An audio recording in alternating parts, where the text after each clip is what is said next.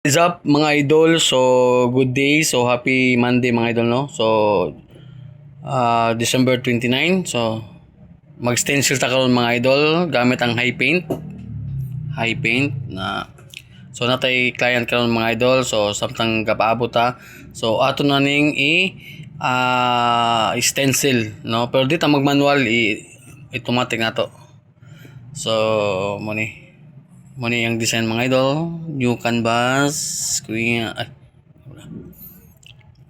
tara mga idol.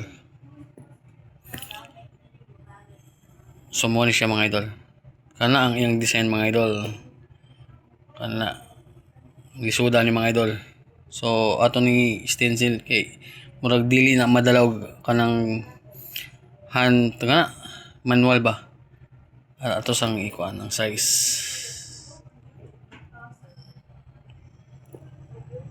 Okay.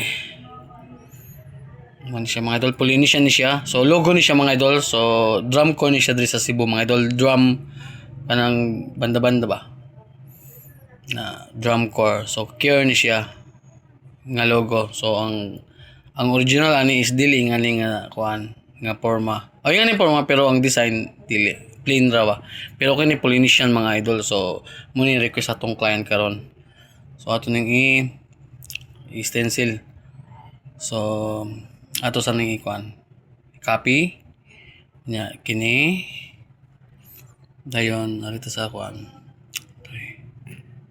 shoe okay lang day na dayon copy again then ari sa blending mode pangitaw na to ang divide